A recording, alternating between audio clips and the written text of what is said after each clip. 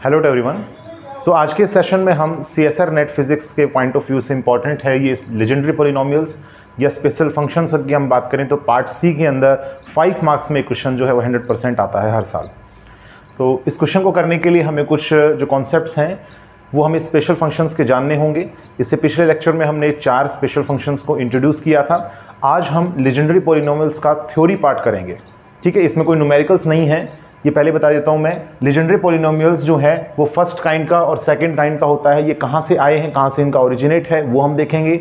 साथ ही साथ जो जनरेटिंग फंक्शन है और रोड्रिग्यूज फार्मूला है ये क्या होता है वो हम जानेंगे। और ऑर्थोगोनैलिटी जो थ्योरम है वो किस प्रकार से हम प्रूव कर सकते हैं और क्या होती है ये, उसको भी हम जानेंगे। ठीक है, तो आज ये सिर्फ और सिर्फ थ्योरी पोर्शन है और लेजेंडरी पॉलिनोमियल्स में इसलिए करवा रहा हूँ क्योंकि मैंने देखा है अधिकतर जो CSR नेट है उसमें सबसे ज़्यादा लेजेंडरी पॉलिनोमियल ही स्पेशल फंक्शंस के अंदर पूछा गया है। ठीक है, तो चलिए स्टार्ट करते हैं। देखो, ये है लेजेंडरी पॉलिनोमियल फर्स्ट काइंड का, ये है सेकंड काइंड का। किस प्रकार से ओरिजिनेट करते हैं इसके लिए हमें जाना होगा लेजेंडरी डिफरेंशियल इक्वेशंस पर। ठीक है, ये हमारे पास लेजेंडरी डिफरेंशियल इक्वेशन है 1 - x² y double - minus 2xy plus n of n plus 1 of y is equal to 0। इसे हमने सोल्व करना है सबसे पहले। ठीक है, रिकर्शन रिलेशन जैसे हमने पिछले वाले लेक्चर में कैलकुलेट किया था एक जनरल डिफरेंशियल इक्वेशन के लिए, कोई भी हमारे पास एग्जांपल के तौर पे लिया था हमने। ठीक है, उसके लिए जैसे हमने कैलकुलेट किया था सेम हमने कैलकुलेशन इसके लिए करना है। ठीक है, तो इसको हमें सबसे पहले रीअरेंज करना है, यानी कि जो फर्स्ट टर्म है हाईएस्ट ऑर्डर डेरिवेटिव टर्म जो आने लग रही है उसका कोफिशिएंट सबसे पहले आपने 1 बनाना है। ठीक है, तो 1 बनाने के लिए हमने 1 - x² से इस कंप्लीट डिफरेंशियल इक्वेशन को डिवाइड किया है। ठीक है, तो ये हमारे पास में डिफरेंशियल इक्वेशन इस प्रकार से रिड्यूस हो जाती है।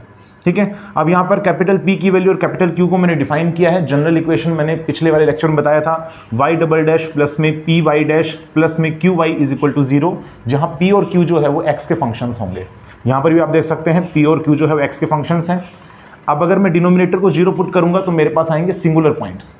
ठीक है, तो वो सिंगुलर पॉइंट्स मेरे पास हैं x is equal two plus minus 1, यानी कि इन पॉइंट्स को छोड़ करके बाकी सभी पॉइंट्स पर ये फंक्शन होंगे एनालिटिक। ठीक है, अगर मैं x is equal to 0 point की बात करूं तो ये ऑर्डिनरी पॉइंट है। ठीक है, अगर ऑर्डिनरी पॉइंट होता है तो मैंने ये बताया था पिछले लेक्चर में कि हम पावर सीरीज एक्सपेंशन का यूज करते हैं about x is equal to 0। ठीक है, अगर पावर सीरीज एक्सपेंशन का यूज करेंगे तो y की वैल्यू मैंने कुछ यहाँ माना है a(m)x की पावर m। ठीक है, पिछले लेक्चर में मैंने बताया था a(n)x की पावर n, लेकिन आप n की जगह पे m भी चूज कर सकते हैं क्योंकि मैंने इक्वेशन के अंदर n चूज कर लिया था, इसलिए यहाँ पर मैंने m को चूज किया है। m की वैल्यू रन होगी 0 से लेकर के इन्फिनिटी तक। ठीक है, एक बार डिफरेंशिएट करेंगे इस केस में तो m आगे आ जाएगा और x की पावर m-1 बनेगा। नेक्स्ट सेकेंड बार डिफरेंशिएट करेंगे तो m ऑफ m-1 और x की पावर हो जाएगी m-2। अब m-1 पावर आने की वजह से जो हमारे पास समेशन है, ठीक है, उसमें m की जो रेंज है उस पर अफेक्ट होगा। ठीक है, शुरू में जो 0 से लेकर के इन्फिनिटी तक m की रेंज थी अब वो हो जाएगी 1 से इन्फिनिटी तक, और सेकंड डिफरेंशिएशन में हो जाएगी 2 से लेकर के इन्फिनिटी तक। ठीक है, अब इन सभी वैल्यूज़ को हम इक्वेशन नंबर 1 में वापस से पुट कर देते हैं तो ये कंप्लीट इक्वेशन हमारे पास आ जाती है।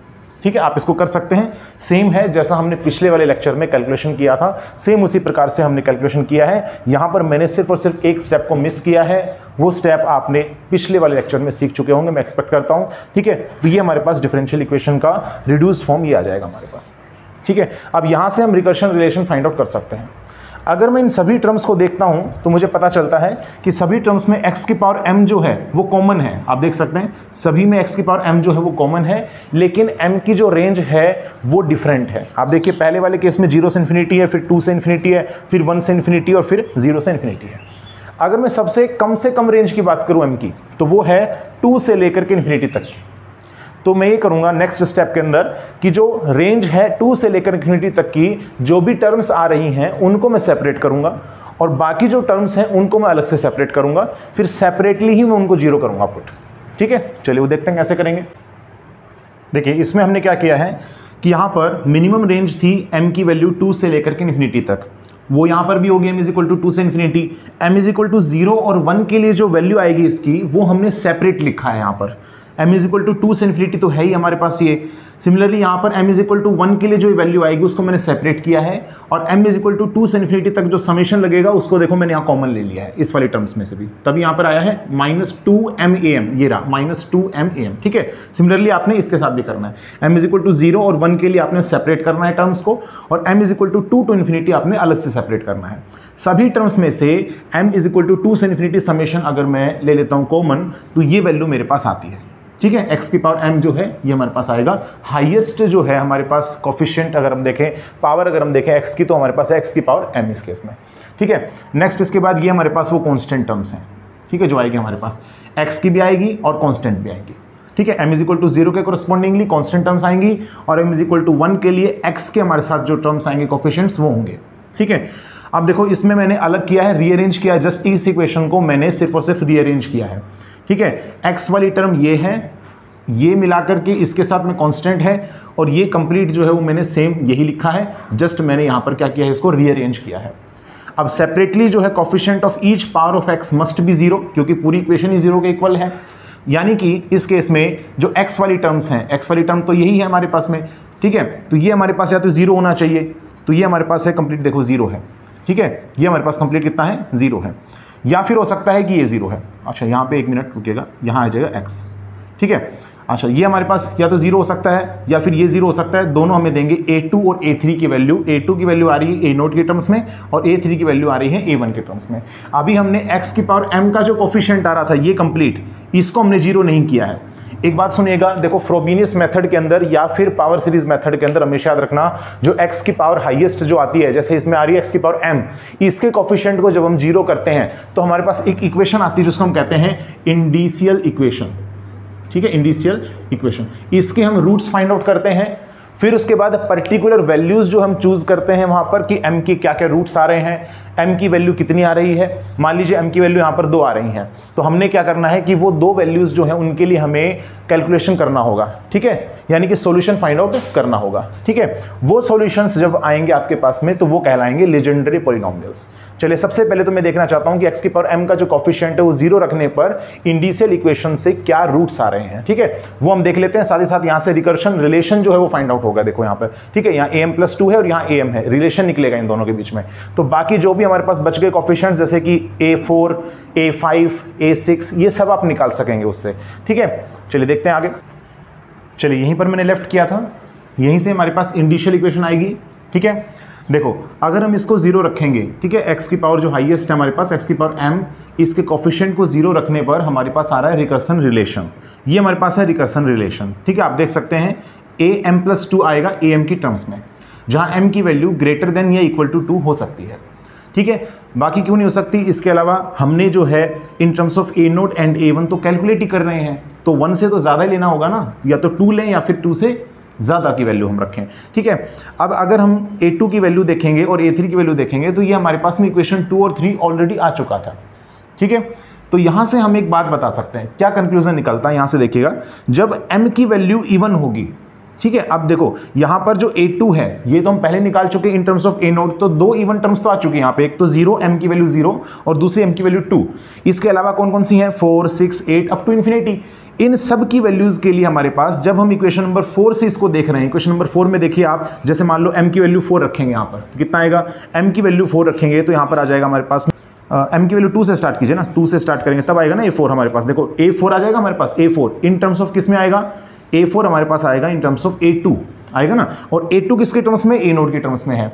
यानी कि हमें जो मिलेगा m इज इक्वल टू 2 के करस्पॉन्डिंगली, 4 के करस्पॉन्डिंगली, 6 के करस्पॉन्डिंगली, 8 के करस्पॉन्डिंगली, वो सभी वैल्यूज a4, a6, a8 वो हमें किसके टर्म्स में मिलने वाली हैं, a0 के टर्म्स में मिलेंगी, ठीक है। क्योंकि यहाँ पर कभी a2 आएगा, फिर a4 आएगा, a6 आएगा, और हम जान रहे हैं a2 जो है वो a0 के टर्म्स में है।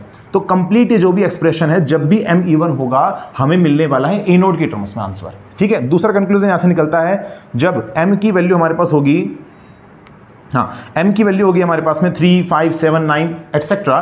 तो यहाँ से हमारे पास कैलकुलेट होगा A5 की वैल्यू, A7 की वैल्यू, ये सब चीज़ें, ठीक है। तो देखो A5 की वैल्यू किसकी टर्म्स में निकलेगा, A3 की टर्म्स में, और A3 की वैल्यू A1 की टर्म्स में हमारे पास सोल्व करने पर आ रही है। यानी ये कंप्लीट एक्सप्रेशन जब m की वैल्यू हमारे पास ओड होगी उस समय हमें फाइनल आंसर मिलेगा A1 की टर्म्स में, मिलेगा ना। अब यहाँ पर मैंने ये लिखा है कि m = 3, 5, 7, 9 एटसेट्रा के लिए इक्वेशन नंबर 4 से हमें A5, A7, A9 एटसेट्रा हमें मिलने वाला इन टर्म्स ऑफ A1। यानी जब भी m इवन होगा तो हमें मिलेगा A नोट के टर्म्स में आंसर, और जब भी m ओड होगा तो हमें आंसर किसके टर्म्स में मिलेगा, A1 के टर्म्स में मिलेगा, ठीक है। नाउ व्हेन am + 2 = 0, यानी कि इस रिकर्शन रिलेशन में आप जब लेफ्ट हैंड साइड को ही 0 कर देंगे तो हमें मिलता है इंडिशियल इक्वेशन, ठीक है। अब देखो इंडिशियल इक्वेशन यहां से निकाल रहे हैं तो ये 0 रखेंगे तो ये कंप्लीट हमारे पास 0 होगा न्यूमरेटर टर्म। तो न्यूमरेटर टर्म्स में कितना आ रहा है हमारे पास, n - m ये रहा और n + m + 1 ये रहा, ठीक है। This = 0। So this implies that m की वैल्यू आ रही है n और माइनस में n + 1, these are the roots. ये हमारे पास रूट्स हैं। अब कितने रूट्स हैं इस केस में, 2 रूट्स हैं, इसलिए जो इक्वेशन हमारे पास आ रही थी लीजेंड्रे डिफरेंशियल इक्वेशन, उसके 2 हमारे पास में रूट्स होंगे, 2 हमारे पास सॉल्यूशन होंगे। एक सॉल्यूशन को तो मैं कहता हूं Legendre equation, Legendre polynomial of the first kind, and second one is the Legendre polynomial of the second kind, ठीक है। अच्छा, अब यहां पर देखो सबसे पहले हम ये देख रहे हैं कि m = इवन हो चाहे फिर ओड हो, ठीक है। m चाहे इवन हो या फिर ओड हो, हमें कैसे मिलने वाली, इन्फिनिट सीरीज मिलने वाली है। किसके टर्म्स में मिलेगी, ए नोड और A1 के टर्म्स में मिलेगी। यानी जब इवन है तो A नोड के टर्म्स में और ओड है तो A1 के टर्म्स में हमें इन्फिनिट सीरीज मिलने वाली है, ठीक है। तो कंप्लीट अगर मैं देखूं तो सीरीज जो है, ठीक है, सीरीज नहीं, हम ऐसा कह सकते हैं the series is our general solution, है ना। जो भी हमारे पास लीजेंड्रे डिफरेंशियल इक्वेशन थी उसका सॉल्यूशन जो है वो हमारे पास आ गया। y = A नोड के टर्म्स में आएगा तो हमारे पास आ जाएगा A नोड 1 माइनस में फिर A2 के लिए हमने निकाला था, A2 की वैल्यू कितनी आ रही है, माइनस में n of n + 1, ये मैंने यहाँ लिखा है, ठीक है, माइनस में n of n + 1 डिवाइड में 2 फैक्टोरियल, वो ये रहा, और A नोड कॉमन है यहाँ से, फिर x², फिर x⁴, x⁴, ये टर्म्स कॉमन आ रही होंगे हमारे पास में, अप टू इन्फिनिटी तक जा रही हैं, ठीक है। इसी प्रकार से A1 की जो है ये हमारे पास है सारी ओड वैल्यूज, देखो 1 माइनस में फिर x³ फिर x⁵ so on up to infinity. तो ये हमारे पास कंप्लीट, हम ऐसा कह सकते हैं कि जब m = n के इक्वल होगा तब के लिए हम सोल्व करने के लिए ये जनरल सॉल्यूशन हमारा होना चाहिए, ठीक है। ये हमारे पास जनरल सॉल्यूशन होना चाहिए। अब देखो इसमें हम आगे क्या करेंगे, एक चीज ध्यान रखेंगे, ये जो सीरीज है ये कन्वर्ज करती है फॉर x मॉडुलस <1, ठीक है। ये आप किसी भी कन्वर्जेंस टेस्ट का यूज करके आप निकाल सकते हैं, ठीक है। चाहे आप डी-एम्बर्स रेशियो टेस्ट लगा लीजिए, चाहे फिर आप कोई भी आप टेस्ट लगा सकते हैं, ठीक है।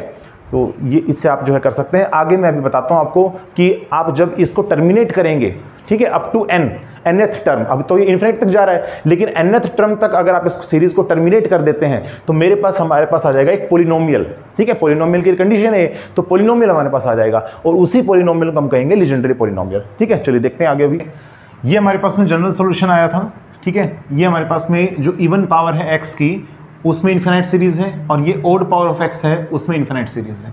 इसमें कोफिशिएंट जो है उसमें A नोड जो है सभी में से कॉमन आएगा, इसमें से A1 जो है वो कॉमन आएगा।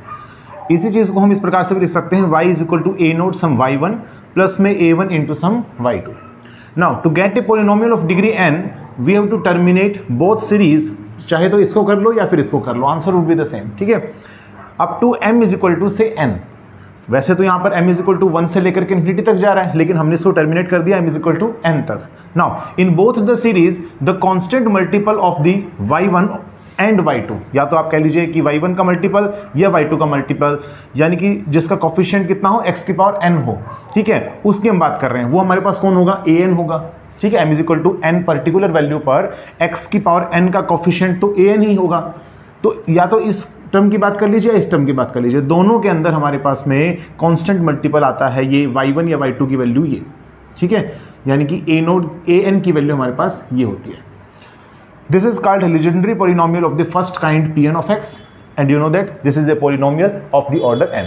ये हमारे पास पोलिनोमियल है ऑर्डर n का, और हमारे पास इसी पोलिनोमियल को कहा जाता है legendary polynomial of the first kind Pn of x, ठीक है। नाउ प्रॉपर्टीज जो है हम मेन 2 पढ़ते हैं, इसके अंदर 2 प्रॉपर्टीज मेन है। पहली प्रॉपर्टी कहती है कि Pn of x find out करने के लिए for the different values of n we use Rodrigues formula. हम जानते हैं रोड्रिग्यूज फॉर्मूला जो है वो डिफरेंट वैल्यूज ऑफ n पे हम कैलकुलेट करके बताता है कि लीजेंड्रे पॉलिनोमियल की क्या वैल्यू आ रही है। आगे चल करके हमें देखेंगे generating function different value of x पर कैलकुलेट करता है, ठीक है।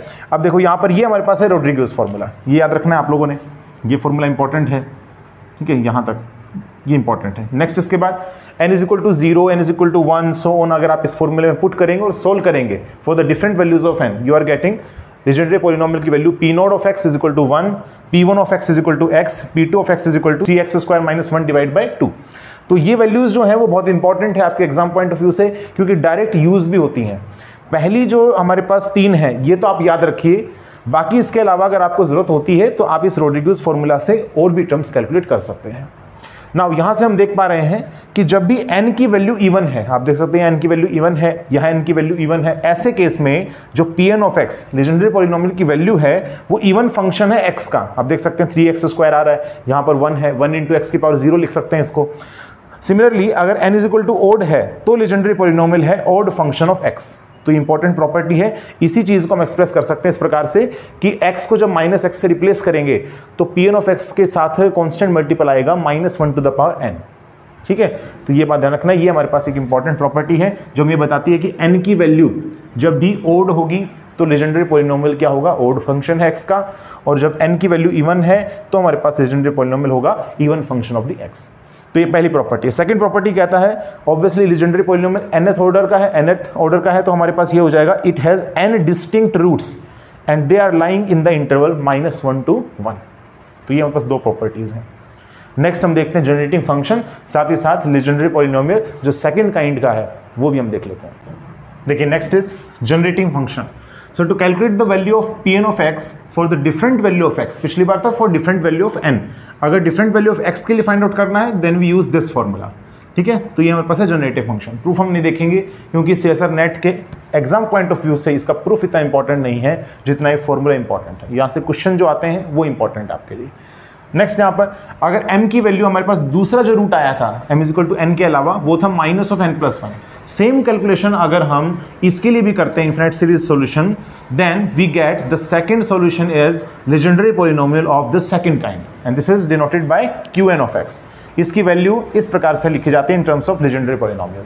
ठीक है, Pn ऑफ x इसके टर्म्स में ये होती है, याद रखेंगे इसको। और ये रिकर्सन रिलेशन सेम फॉलो करता है जैसा हमारे पास लीजेंड्री पॉलिनोमियल फॉलो करता है Pn of x, same recursion relation follow करता है, इसकी प्रॉपर्टी लगभग सेम है। ठीक है, नेक्स्ट है फाइनल सॉल्यूशन। अगर हम लीजेंड्री इक्वेशन का लिखना चाहें अब तो हम फाइनल लिख सकते हैं a कोई कांस्टेंट है, b कोई कांस्टेंट है, सो a Pn of x plus में b Qn ऑफ x। ठीक है, next is Pn of x also satisfy the orthogonal property, और तो ऑर्थोगोनल प्रॉपर्टी ये फॉर्मूला है हमारे पास। ठीक है, -1 से 1 तक। ठीक है, Pn of x Pn of x dx is equal to 2/2n+1 और डायरेक्ट डेल्टा फंक्शन है यहाँ पर mn। अब आपसे यहाँ से बता सकते हैं कि जब m is equal to n के इक्वल होगा तभी हमारे पास इसकी वैल्यू होगी 2/2n+1, अदरवाइज इसकी वैल्यू कितनी आएगी, 0 आएगी। ठीक है, अगर हम सिंपली इसको देखें for m does not equal to n के लिए तो इसकी वैल्यू 0 आना चाहिए। Let us prove it. देखिए ऑर्थोगोनलिटी प्रॉपर्टी अगर आपने लीजेंड्री पॉलिनोमियल की प्रूफ करनी है for m does not equal to n, तो यहाँ पर हमने लीजेंड्री डिफरेंशियल इक्वेशन को इस प्रकार से हम इसको दोबारा से लिख सकते हैं, क्योंकि यहाँ पर 1 - x स्क्वायर है और इसी का ही डिफरेंशिएशन यहाँ पर हो रहा है माइनस में 2x। ठीक है, इसका डिफरेंशिएशन यहाँ पर है और y डबल डैश यहाँ है, इसका इंटीग्रेशन यहाँ हो रहा है। तो जब ऐसी दो टर्म्स आ जाते हैं तो इसको आप जो है कंबाइन ही लिख सकते हैं d/dx of 1 - x square dy/dx। यही सेम कैलकुलेशन अगर आप करेंगे, सेम आपके पास ये पहली दो टर्म्स कैलकुलेट होकर के आ जाएंगी। ठीक है, अब देखो नेक्स्ट यहाँ पर है प्लस में n of n plus 1 of y is equal to 0। अब हमें चाहिए Pm ऑफ Pn। ठीक है, ये हमें दोनों चाहिए, तो एक केस में आप n रखेंगे, दूसरे केस में आप m रखेंगे। साथ ही साथ हम जानते हैं कि Pn ऑफ x जो है इसका एक सॉल्यूशन है, दूसरा Qn ऑफ x है, पहला Pn ऑफ x है, इसलिए हमने Pn ऑफ x और Pm ऑफ x के लिए हमने दो इक्वेशन जो है लिख दी है। जस्ट आपने क्या करना है, y की जगह पर एक बार Pn लिखना है, एक बार y की जगह पर क्या लिखना है, Pm लिखना है। और जब Pm लिखेंगे तो उस टाइम पे n को भी आपने रिप्लेस करना है इन टर्म्स ऑफ m। ठीक है, तो इस प्रकार से हमने दो इक्वेशन बनाए हैं, यही इक्वेशन यहाँ मैंने लिखी है in terms of n and m। अब इस केस में क्या करना है, आपने ऑपरेट करना है, इक्वेशन 1 को Pm से मल्टीप्लाई करना है इसको, और इक्वेशन 2 को Pn से मल्टीप्लाई करना है और आपने सब्ट्रैक्ट करना है इस इक्वेशन को, and then integrate from -1 to 1 and that gives these 3 terms. हमारे पास ये 3 टर्म्स आएंगे। ठीक है, पहली टर्म तो हमारे पास यहाँ से आएगी, ये पहली टर्म है जैसे, ठीक है, ये हमारे पास पहली टर्म है, ये सेकंड टर्म है, और ये दोनों जो है कंबाइन हो जाएंगे हमारे पास। ठीक है, तो ये देखो ये हमारे पास कंबाइन हो गया, n of n plus 1 minus में m of m plus 1 integration Pm Pn dx, this is equal to 0। अब इनको मैंने इंटीग्रल्स के नाम दिए हैं I1, I2, I3। ठीक है। अब मैं देखो डायरेक्ट में लिख रहा हूँ इंटीग्रेटिंग बाय पार्ट्स। अब अपने पार्ट्स जो है लगाना, इंटीग्रेटिंग बाय पार्ट्स आपने करना है। तो देखो पहली टर्म दोनों के अंदर I1 और I2 में 0 हो जाएगी। क्यों 0 हो जाएगी? क्योंकि यहाँ पर 1 माइनस एक्स स्क्वायर है। इसका जब आप इंटीग्रेशन करेंगे तो 1 माइनस एक्स स्क्वायर ही आएगा, ठीक है। तो इस केस में यहाँ पर जब इंटीग्रल्स के आप लिमिट पुट करेंगे तो अपर लिमिट 1 पुट करने पर कितना आ रहा है 0, लोअर लिमिट पुट करने पर कितना आ रहा है 0 आने लग रहा है। सेम केस यहाँ पर होगा। इसका मतलब पहली टर्म दोनों I1 और I2 में 0 हो रही है क्योंकि अपर और लोअर लिमिट -1 और 1 पुट करने के बाद, ठीक है। दूसरा इंटीग्रल हमारे पास, दूसरा जो टर्म आता है इंटीग्रेशन बाय पार्ट्स के अंदर, दूसरा टर्म भी आता है इसमें। तो दूसरा टर्म हमारे पास आता है कॉमन, इसमें भी और इसमें भी, बस एक नेगेटिव साइन का असर आएगा, ठीक है। और वो दोनों जो है कैंसिल आउट हो जाएंगी। वो कॉमन टर्म कौन सी आती है? वो कॉमन टर्म ये आएगी। आप सोल्व करके देख सकते हैं इसको। ये दोनों के अंदर आएगा, I1 और I2 में जस्ट एक माइनस साइन का अंतर आएगा। तो वो माइनस साइन जो आने की वजह से दोनों टर्म्स आपस में कैंसिल होंगी। ये दोनों टर्म्स कैंसिल होने के बाद में I1 I2 तो गोट वैनिश, ठीक है। अब सिर्फ और सिर्फ I3 हमारे पास आएगा। This term will be left and that's why ये कंप्लीट तो कांस्टेंट है, तो ये तो उधर जाकर के 0 हो जाएगा। हैंस -1 से लेकर के 1 pm dx is equal to 0 for m does not equal to n। So इस तरीके से ऑर्थोगोनल प्रॉपर्टी जो है ये प्रूव होती है। सो ये हमने कंप्लीट जो है थ्योरी पार्ट को देखा है लेजेंडरी पॉलिनोमियल की। अभी हमने क्वेश्चंस इस पर नहीं देखे हैं। नेक्स्ट लेक्चर में जो बाकी हमारे पास 3 पॉलिनोमियल्स और हैं, ठीक है, तो स्पेशल फंक्शंस जो बाकी 3 बच गए हैं उनको हम देखेंगे। साथ ही साथ में उनके जो भी हमारे पास इक्वेशंस हैं, रोड्रिग्यूज फॉर्मूला है, उनका जनरेटिंग फंक्शन है, ठीक है, वो लिख करके उनके बाद हम कुछ क्वेश्चंस पर आएंगे, CSR नेट के प्रीवियस ईयर क्वेश्चंस, ठीक है। तो होप आपको आज का लेक्चर समझ में आया होगा। तो अगर आपको आज का लेक्चर समझ में आया है तो आप इसे लाइक कीजिए और कमेंट कीजिए, और इसी तरीके के वीडियोस पाने के लिए आप चैनल को सब्सक्राइब करना ना भूलें। Thank you.